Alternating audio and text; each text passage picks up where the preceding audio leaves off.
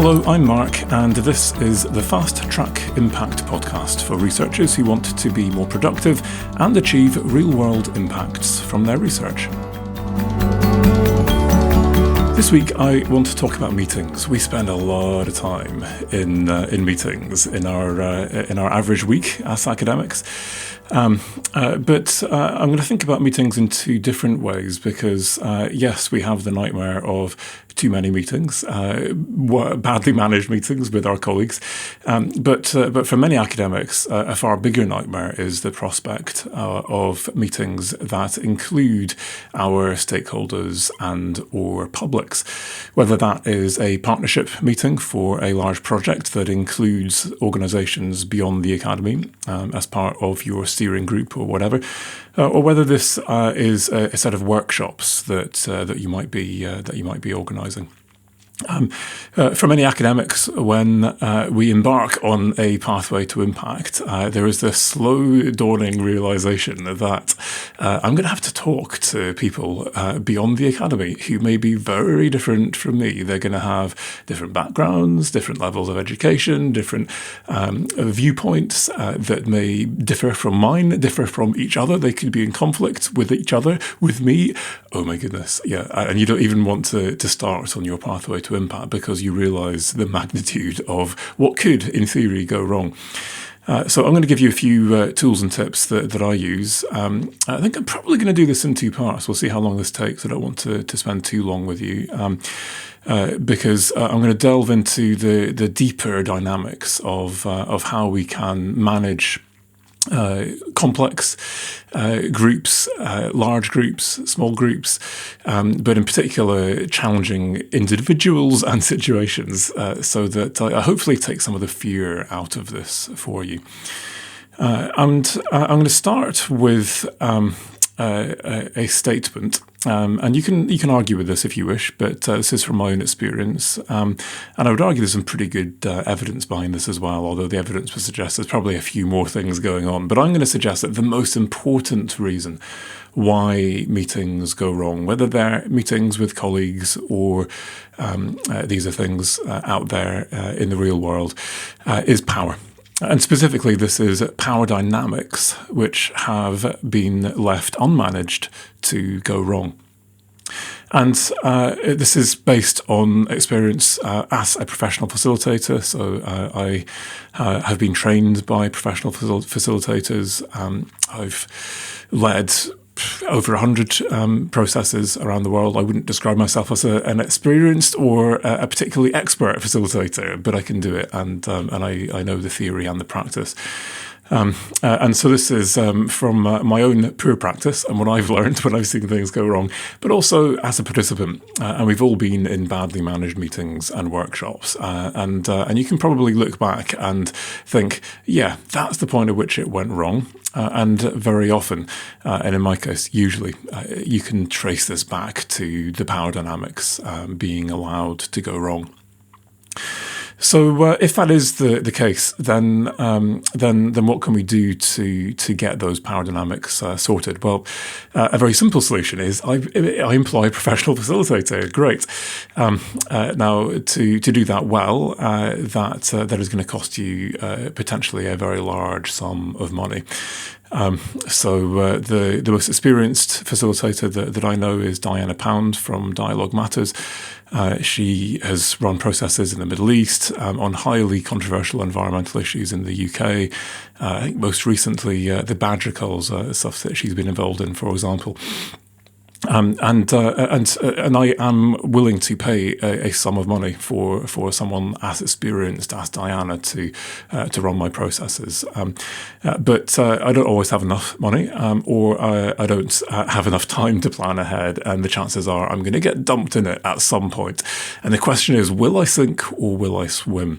And I think a few little tips can make the difference between drowning or surviving. So. If my statement is correct, that power is very important and the number one reason why things go wrong, then the first step is to identify power dynamics in the room. And so for me, a power dynamic is a power discrepancy. I want to identify as soon as I can, ideally as I'm walking into a room and in with the first seconds and minutes, even before the meeting has started. I want to know, is there someone or a number of people who are more and others who are less powerful in the room? This is a relative thing and it's a subjective thing. This could be that these people think they're more powerful than everyone else. It could be that the rest of the group thinks that someone is more powerful. It could be that in some actual real way that they have a certain type of power over other people in the room.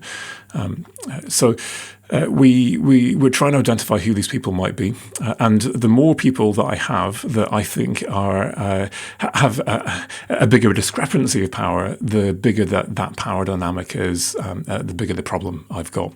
And if I walk in and I realise I've got a big power dynamic, a massive discrepancy right at the beginning, then I know I've potentially got a rocky ride ahead of me, and I'm already adapting and thinking about my plan B and going straight there rather than my plan A. Let's have a think about the things that you might identify. Have a think yourself, and most people can instantly come up with a whole load of body language things. Now, the problem with body language, as with all of these indicators, is that they are just simply that. They're indicators. So they're going to indicate to me that there's someone who may or may not be high or low power. And I'm going to have to look at a few different things and triangulate them before I get anything reliable. So I'm going to look at body language. And I think that a lot of the details can be misleading and very culture specific, whether that is some kind of culture at a societal level, at a subpopulation level, at an organizational culture level. These differ widely. So for me, it's the broader things I'm looking for. So a whole load of things I would categorize as taking up space and open. And the idea is that if you have open body language that takes up space, then you're confident.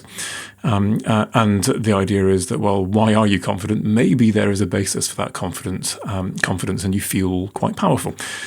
So it's a clue that maybe there's someone who feels powerful sitting right over there.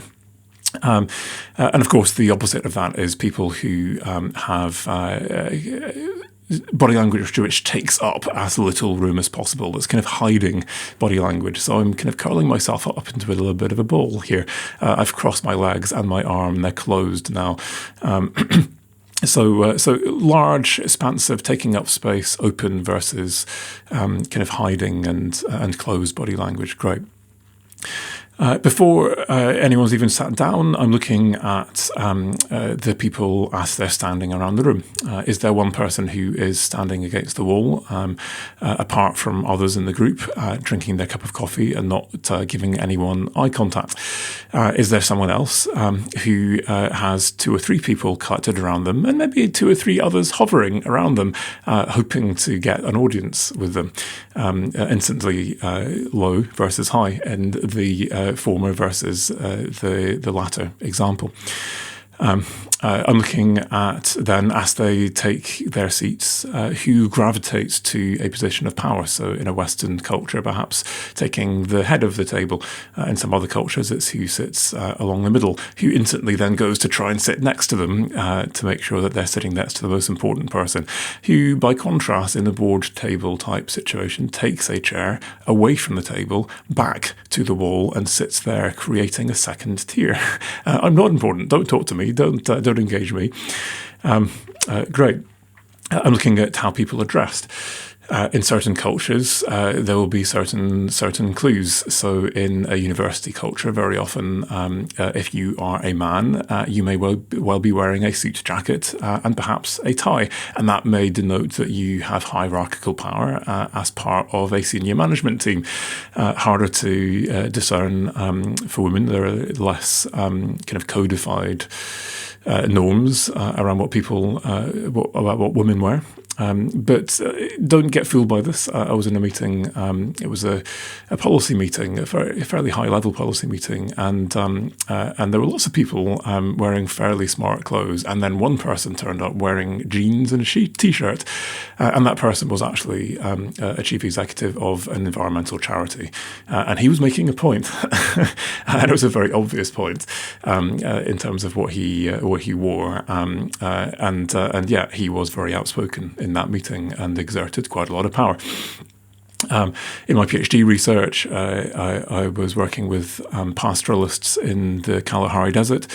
And my interpreter and guide told me that there was a very strange code going on where, first of all, if you were a man, you were allowed to speak, and if you were a woman, you weren't in this particular setting. And then, actually, if you were a man, then it mattered what hat you were wearing. So if you were wearing a woolly hat, then you had no power. But if you were wearing a wide-brimmed hat, then that meant that you could speak. And basically, the code was that if you wore a woolly hat, then you were a herd boy, and you looked after the cattle. If you wore a wide-brimmed hat, then you were a cattle owner, and you would typically, So that was the cattle owner, and then there was the unwritten rule, which was how many cattle do you own, and those with wide-brimmed hats who owned the most cattle, and everyone in the room knew how many cattle each person had, were the people who had the most power. And walking in as a Westerner, I would have had no clue that your hat would matter.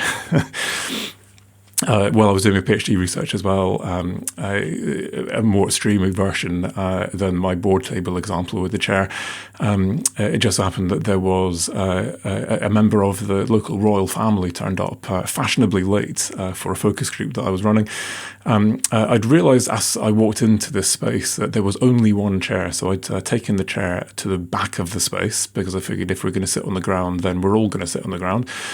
And my prince came, went to the back of the space, took the chair, and then I had not even realised that there was actually a stage in this place, and he went up the steps onto the stage and then sat on the chair on the stage looking over the rest of us.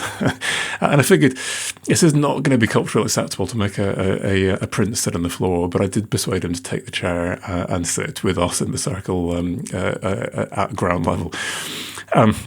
So sometimes this is very obvious, and even in a culture you're not familiar with, you instantly get what's going on. And actually, how he was dressed was another clue. So things that you can look at before anyone's even opened their mouth. Now I've got someone who's opening their mouth, and how people speak clearly matters.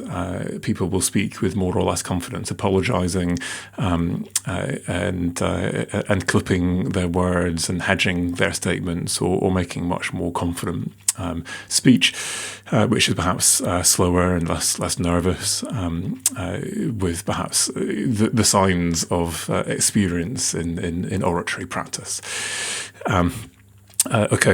Fairly obvious. But now I'm looking and asking myself, well, who naturally seems to be giving themselves more or less of the time, who never seems to ever finish what they say because they get cut off, and who are the people who systematically seem to be the ones cutting others off.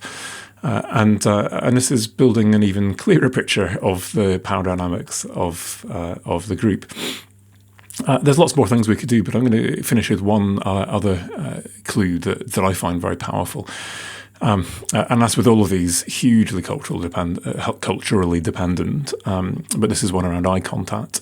So this works in cultures where eye contact is okay. So if you're in a culture where giving someone eye contact is deemed inappropriate, then clearly, this isn't going to work. But in the vast majority of cultures, this is something that works in a very deep way, because no matter how hard you try to control your body language and your speech, it's very hard to control what your eyes tell about you.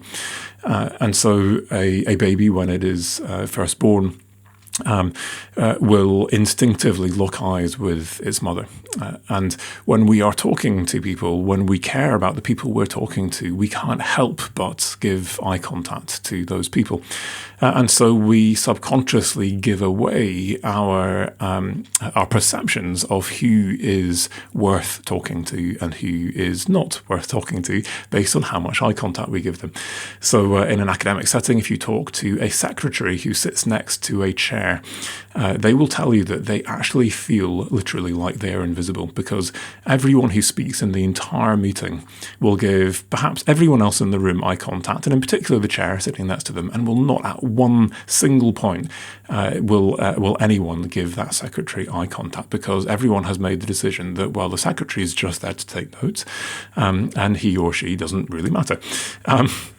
And if you've been in a conversation like this in a social kind of setting where one person or a few people are getting all the eye contact and you've been kind of left out, you feel it on an emotional level. And of course, the opposite's the case as well. If you're that one person in the front of the audience or the one person in a conversation that is getting all the eye contact and everyone else is getting blanked, you feel uncomfortably kind of on show. So we're picking up on these kind of feelings, but as a facilitator or a chair of the meeting, I'm trying to pick up on that on behalf of others in the group to see what's going on. And in particular, you can have a look. It's not just the proportion of eye contact someone gets, but when they get that eye contact. So if you look carefully, you'll notice that I'm looking at who gets eye contact, and in particular, at the beginning and at the end of what people say. So essentially what's going on is I have started speaking, and now I've locked eye contact with the one person in the room who I think is most powerful.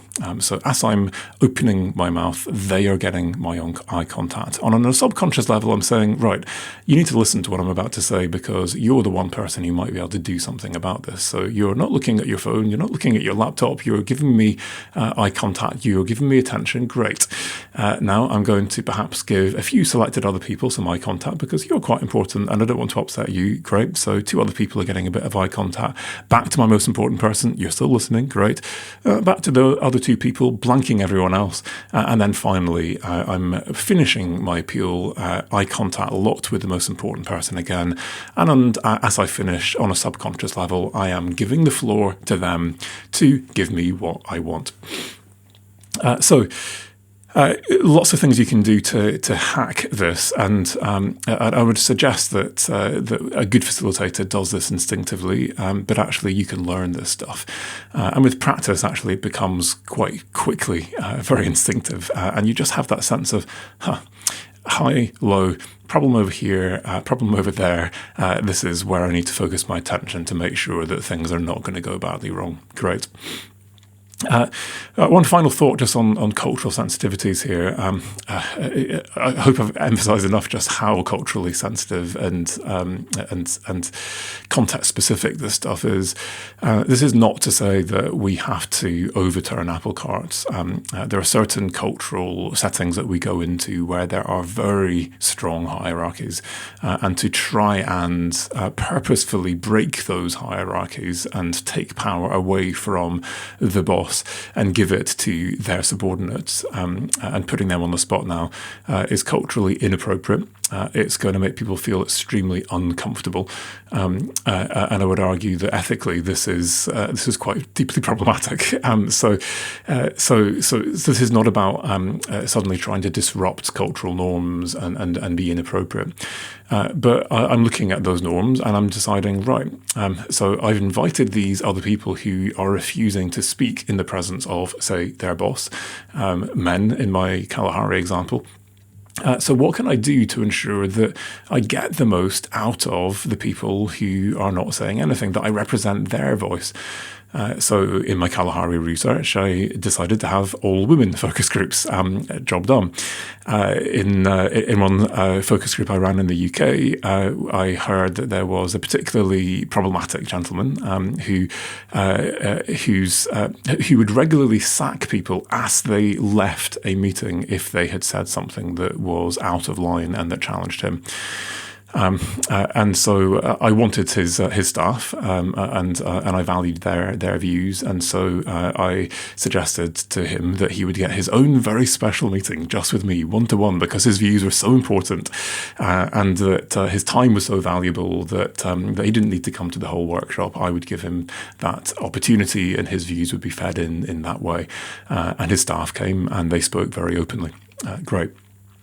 In other situations, I'm moving from a whole group discussion to, okay, let's do some small group discussion. If I've worked out there could be a problem in advance, I'm maybe giving people sticky dots on their name badges and saying, right, we're going to have red people over here, blue people over there, and I've organised that in advance to try and avoid the problem.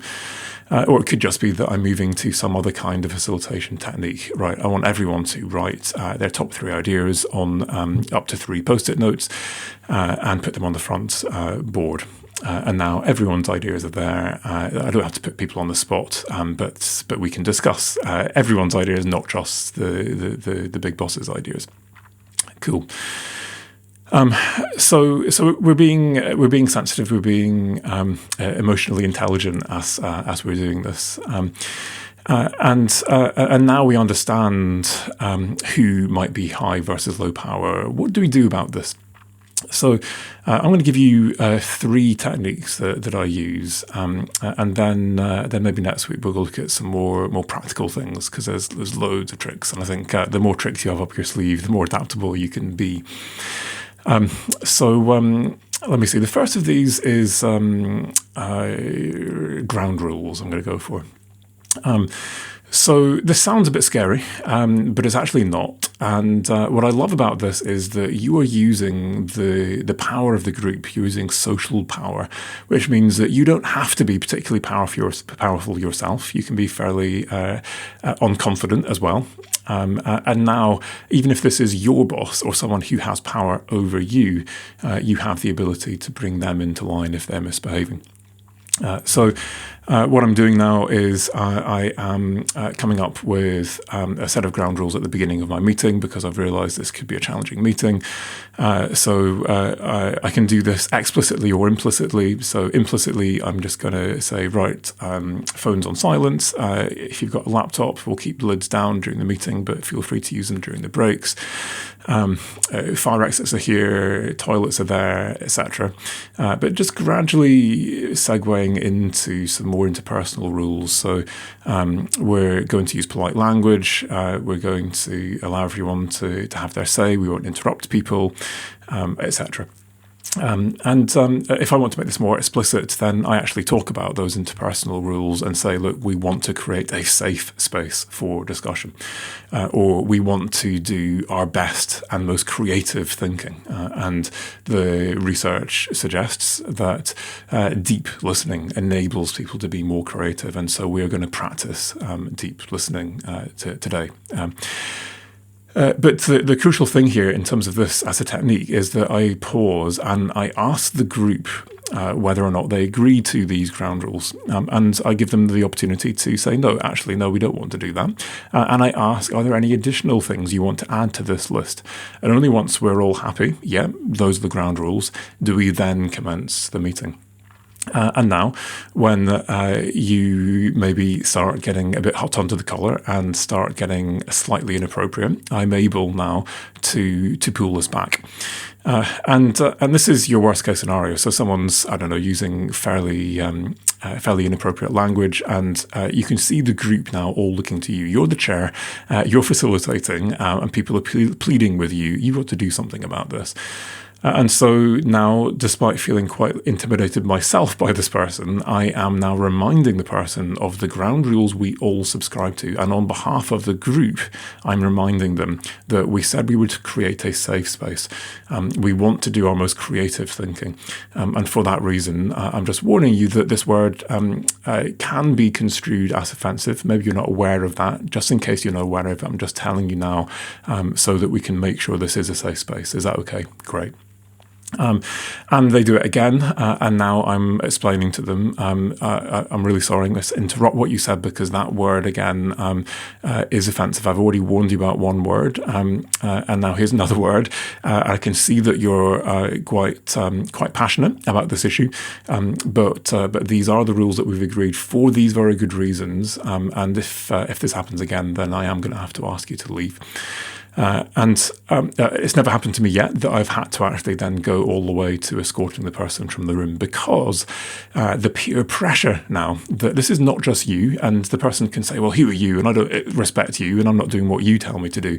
But actually, no, this is the entire group. And on behalf of the group, you have said this. And now the power of that peer pressure, they have to disrespect everyone in that room now to be able to continue behaving badly. And most people are not able to do that. And if they are, then actually you escort them from the room on behalf of the group. Everyone breathes a sigh of relief and thanks you afterwards. And you have the power to do that. Great. Now that sounds extreme, but you can do this with a telephone conference, for example. So, okay, you've got a whole load of stuff that you want me to do in the next hour. Can I ask your permission to manage this fairly firmly? And that means that I will cut people off if you're talking too long. If you've said a lot, I'll give others a chance to speak. Is that okay? I'll wait for the yeses, and then great. That verbose professor is now in check, and I've got the power to keep them in check. Great. The next technique I'm going to give you is what's it called again? Open space. So I discovered this when I was working with Diana Pound, actually. It was a meeting that I was in charge of, but she was facilitating. So I wasn't independent. We were going to be writing a paper. I'd be lead authoring the paper. So I wanted someone independent to facilitate. And our funder stood up and said at the beginning of the workshop, okay, guys, I think you've got this completely wrong. And actually, you should have been focusing on this. And I just wanted the ground to swallow me up because this is my funder. Oh my goodness, are you serious? And so yeah, I kind of froze, and my facilitator took over and said, okay, so we're going to do what is it called? Open space. And great. You've got an idea of something important that's missing. Anyone else who's got something missing, write it on a piece of paper during the break. I want people to sign up to that. And then in the afternoon, we're going to take a buffer out of our session. And I'm going to ask you to sign up for that. As it happened, there were lots of great ideas, and not enough people signed up for the idea from our funder, who luckily had enough humility to accept that it maybe wasn't the greatest idea. And as it happens, that 1 hour of our session was one of the most valuable hours because we had forgotten a whole load of things. It was great. So power to the people, rather than panicking, rather than being totally inflexible. And we got out of a fairly hairy situation. Last idea now is going to be any other business, also known as parking space. But it's a little bit challenging to call it parking space in case someone feels like they've been parked. So I call it any other business. And again, I've taken a buffer out of my session. Okay, we're going to spend 20 minutes at the end today on any other business. Everyone understands what that is. And I've written this up on the board, AOB, and this is now my verbose person who is talking and talking about something that's not that relevant, and the body language of the group is saying everyone's getting a bit annoyed and we're struggling to keep to time because of this one person. Everyone's pleading with me with their eyes, do something, Mark. What are you going to do? So I'm going to this person and I'm giving them some post-it notes and I'm saying, great, really valuable point. You've made this a couple of times now. I can see how important this is. We're not going to continue talking about this just now, but we are going to come back to it later. So you'll get a chance to think about this in a bit more depth later on, but we're going to keep on track and 2 times so we're not late for lunch. I want you to write this on a post-it note, put it on any other business, and we'll look at it later. At the same point, I then ask anyone else in the group, if there's anyone else who's not had a chance to say something, the conversation's moved on too fast, whatever it is, I want you to write it on a post-it note, stick it on any other business. We'll come back to it later. At the end, I come back, and if it turned out it was really relevant, that person's had time to work out how they explain how it was so relevant, and we're all quite happy to look at it at the end. Great. Very often they say, yeah, it's not relevant now, we don't need to discuss it. And also what often happens is there are people who didn't say anything during perhaps the whole meeting who've written something on that post-it note. And crucially, I don't hold it up and say who wrote this and put them on the spot, but anonymously I take it and I say, right, so nice idea, let's talk about this. And what I've done is I've taken power from that verbose and dominant individual and given it to the person who perhaps would otherwise not have contributed anything. So 3 practical techniques, and next week I'm going to have a think about some more practical techniques, give you a bit of a toolkit that will have that same theme, taking power away from those who have too much, giving it to those who need more so that they have the chance to fully participate in your meetings, your workshops.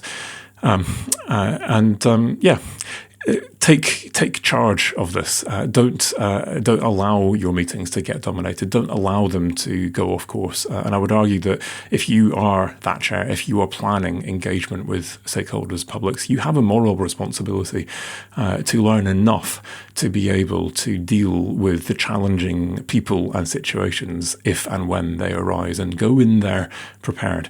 And I would argue that that one transforming thought, the idea that it is power that you have to manage, is enough with a few tools, tips up your sleeve to be able to start getting meetings that work, that are fun, that are efficient, and that at the end of the day don't go wrong and achieve what you and everyone there actually wants them to achieve.